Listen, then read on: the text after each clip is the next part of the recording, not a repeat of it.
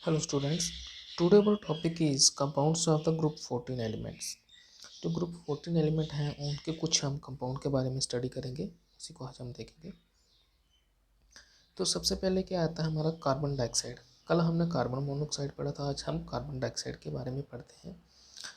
तो it is prepared by the complete combustion of carbon and carbon containing fuel. बोलता है कि carbon dioxide को हम कैसे बना सकते हैं। कंबशन प्रोसेस से। कंबशन होता है कि जब किसी चीज़ को हम जलाते हैं उसको हम क्या बोलते हैं, कंबशन, बर्निंग।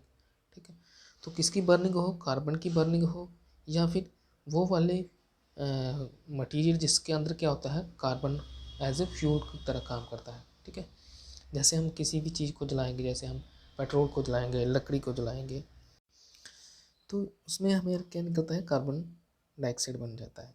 जैसे हमने मान लो कि कोई कार्बन है, ठीक है, कार्बन को जब भी ऑक्सीजन के साथ एक्ट करता है तो हमारा क्या बन रहा है, कार्बन डाइऑक्साइड बन रहा है। उसी तरह जो हमारी मीथेन है, जब ऑक्सीजन के साथ रिएक्ट करती है तो ये हमें कार्बन डाइऑक्साइड और वाटर दे रहा है। तो ये बोलते कोई भी मटेरियल, जैसे हमारी वुड हो गई, तो वुड के बीच क्या है, कार्बन, तो ऑक्सीजन है, हवा में ऑक्सीजन है, तो जब हम इसको बर्न करते हैं तो हमारी क्या निकलती है, कार्बन डाइऑक्साइड बन जाती है। ठीक है, तो ये क्या है कि कार्बन या कार्बन कंटेनिंग कंपाउंड जब भी क्या करते हैं, कंबशन करते हैं हीट, जब हम इसको करते हैं तो कंबशन होती है। ठीक है, जलाते हैं इसको तो हमारी कार्बन डाइऑक्साइड बनती है। तो इसी तरह से हम कार्बन डाइऑक्साइड को प्रिपेयर कर सकते हैं। ओके, अब ये बोलते हैं कि प्रॉपर्टी क्या क्या है कार्बन डाइऑक्साइड की, तो बहुत सिंपल है, कलरलेस होता है, ऑर्डरलेस होता है। ठीक है, it is soluble in water. Carbon dioxide water में सॉल्युबल होती है। When carbon dioxide dissolve in water, only some of the molecule react with the water to form the carbonic acid. बोलते कि जब हम कार्बन डाइऑक्साइड को क्या करते हैं, वाटर के साथ रिएक्ट करते हैं, तो कुछ ही इसके मॉलिक्यूल इसके साथ रिएक्ट करते हैं तो हमारा कार्बनिक एसिड बन जाता है, कार्बन डाइऑक्साइड और वाटर के साथ मिलकर। ओके, अब ये बोलते हैं साथ में it is not poisonous like CO, कि कार्बन मोनोऑक्साइड। जिस तरह से हमारी कार्बन मोनोऑक्साइड क्या होती है, बहुत ही ज़्यादा क्या होती है,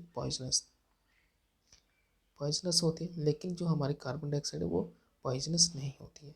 ठीक है, अब जो बोलते हैं कि but increase in the combustion of the fossil fuel and decomposition of the limestone for the cemented manufacture increase the carbon dioxide in the atmosphere. This is the one of the main reason for green house effect. अब जो बोलते हैं कि अगर हम ज़्यादा से ज़्यादा कंबशन करेंगे किसकी, फॉसिल फ्यूल की, जैसे पेट्रोल डीजल गाड़ियों में जलता है, फैक्ट्रियों में जलता है, ठीक है, लकड़ी का, जंगलों में आग, ये सारे के सारे क्या रिस्पॉन्सिबल है, किसकी वजह, उसकी वजह से क्या होता है, हमारे ज़्यादा कार्बन डाइऑक्साइड बनती है। ठीक है, जैसे हमारे फॉसिल फ्यूल हो गए, पेट्रोल डीजल, ये सारे फॉसिल फ्यूल में आ जाते हैं, तो ज़्यादा इनका इस्तेमाल होगा तो ज़्यादा कार्बन डाइऑक्साइड निकलेगी।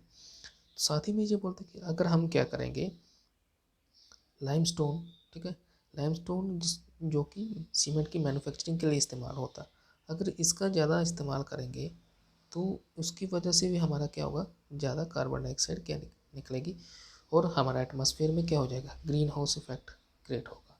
ओके, तो ये था हमारा कार्बन डाइऑक्साइड। अब नेक्स्ट ग्रुप 14 का एलिमेंट कंपाउंड है, इसको हम क्या बोलेंगे, सिलिकॉन डाइऑक्साइड। तो सिलिकॉन डाइऑक्साइड में हम देखेंगे कि silicon dioxide commonly known as silica, silicon dioxide, silicon dioxide इसका नाम है, तो लेकिन कॉमन इसको हम क्या बोलते हैं, सिलिका। ओके, कॉमन इसको हम सिलिका बोलते हैं। अकर इन द वेरियस क्रिस्टोग्राफिक फॉर्म, ये बोलते कि ये बहुत सारी फॉर्म्स में, इस अर्थ पे बहुत सारी फॉर्म में मौजूद रहती है। ठीक है, क्रिस्टोग्राफिक फॉर्म में, ठीक है, अलग अलग क्रिस्टल्स की फॉर्म में ये क्या है, मौजूद है।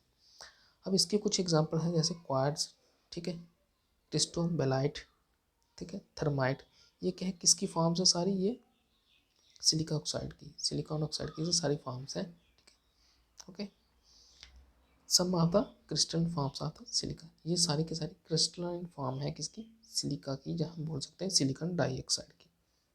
ओके, अब देखो, बोलते कि silicon dioxide is a covalent and 3 dimensional network solid. देखो जो सिलिकॉन डाइऑक्साइड है ये कैसे बनते हैं, बाय द कोवलेंट बॉन्ड। ठीक है, जब से ये बनते हैं तो इसमें भी क्या होता है, कोवलेंट बॉन्ड बनता है, और जिसका जो स्ट्रक्चर होता है वो कैसा होता है, 3D स्ट्रक्चर होता है। कोवलेंट बॉन्ड और 3D स्ट्रक्चर होता है। Each silicon atom is covalently bonded to the tetrahedral manner. बोलते कि एक सिलिकॉन होता है, जिस तरह से कार्बन टेट्राहाइड्रल मैनर से जुड़ी होती है, उसी तरह सिलिकॉन भी क्या होती है, 4 सिलिकॉन के साथ, एटम के साथ क्या करती है, टेट्राहाइड्रल मैनर से क्या होती है, जुड़ी होती है। ठीक है। Each silicon in the turn covalently bonded to the another silicon atom as shown below. जैसे हम इस फिगर में देखते हैं, देखो एक सिलिकॉन, देखो यहाँ पे क्या, एक सिलिकॉन है, ये 4 साइड क्या है, बॉन्डेड है। ठीक है, तो चारों साइड क्या है, ऑक्सीजन। ठीक है, फिर दूसरा सिलिकॉन है, ये चारों साइड क्या है, ऑक्सीजन से बॉन्डेड है। तो जिस तरह कार्बन में होता है उसी तरह इसमें भी क्या होता है, टेट्राहाइड्रल स्ट्रक्चर बनाते हैं। ओके, तो ये क्या है, सिलिकॉन, और इसी तरह से ये टेट्राहाइड्रल में ये क्या है, 3 डायमेंशनल बना देता है, 3 डायमेंशनल स्ट्रक्चर। तो ये थी कि सिलिकॉन है, एक सिलिकॉन, अगर दो हम सिलिकॉन को देखें तो ये सारे के सारे क्या है, बॉन्डेड है किसके साथ, 4 ऑक्सीजन से। ठीक है, तो इस तरह से ये सिलिकॉन का स्ट्रक्चर बन जाता है हमारे पास, सिलिका ऑक्साइड का। नेक्स्ट, अब इसकी प्रॉपर्टी देख लेते हैं। In the normal form the silica is a very less reactive. Silica क्या है, बहुत ही कम रिएक्टिव होता है, जैसे हमारा रेत होता है वगैरह। It is elevated temperature is not react with the halogen. बोलता कि अगर इसको हम क्या करेंगे, ज़्यादा टेम्परेचर करेंगे तो ये तब भी क्या है, हैलोजन के साथ रिएक्ट नहीं करता, जहाँ डाईहाइड्रोजन के साथ almost the acid and the metal, but it react with the hydrofluoric and sodium hydroxide. Silicon इतनी जल्दी रिएक्ट नहीं करता, लेकिन ये बोलते हैं हाइड्रोफ्लोराइड के साथ और हाइड्रोजन फ्लोराइड और हमारा सोडियम हाइड्रोक्साइड के साथ ये रिएक्ट कर जाता है। तो इस तरह से ये नीचे रिएक्शन दी है, किस तरह से ये सोडियम हाइड्रोक्साइड के रिएक्ट करके कैसे दे रहा है, और हाइड्रोजन सल्फाइड के साथ रिएक्ट करके किस तरह से प्रोडक्ट देता है। अब सिलिकॉन के यूजेस क्या क्या है, ठीक है, यूजेस क्या क्या है इसमें हम देख लेते हैं। Quartz is extensively used in the piezo electric material. देखो पीजो इलेक्ट्रिक मटेरियल क्या होता है, सॉलिड मटेरियल होता है, इलेक्ट्रिकल जैसे ही हम छोटी छोटी चीज़ें होती हैं सॉलिड की फॉर्म में, जहाँ पे करंट को क्या करते हैं, एज ए स्टोरेज का काम करते हैं, तो वहाँ पे क्वार्ट्ज का इस्तेमाल करते हैं, जो कि इलेक्ट्रिक इंस्ट्रूमेंट में इस्तेमाल किया जाता है। फिर क्या होता है, silica gel is used as the adsorbent in the chromatography. Chromatography एक सेपरेशन टेक्निक है जिसमें हम इम्प्योर कंपाउंड को सेपरेट करते हैं, तो वहाँ पे हम किसका इस्तेमाल करते हैं, सिलिका जेल में। ठीक है, जहाँ पे सेपरेशन हम करते हैं प्योर एंड इम्प्योर कंपाउंड को अलग अलग करने के लिए इस्तेमाल करते हैं किसका, सिलिका जेल का, और वहाँ पे ये एज एड्जॉर्बेंट की तरह काम करता है। नेक्स्ट है an amorphous form of silica. ठीक है, सिलिका की जो अमॉर्फस फॉर्म है, ठीक है, जिसमें क्या है, kieselguhr is used in the filtration of the plant.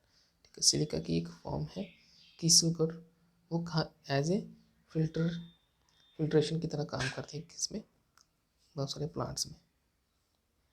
Okay, तो ये था हमारा कि ये फिल्टर प्लांट्स होते हैं जहाँ पे हम साफ़ वगैरह करते हैं, वाटर वगैरह जहाँ, वहाँ पे हम इसका इस्तेमाल करते हैं। ओके, तो ये स्ट्रक्चर देख लिया आपने। तो ये था हमारा टॉपिक कि कौन कौन से कंपाउंड हैं ग्रुप 14 के। तो thank you, have a good day.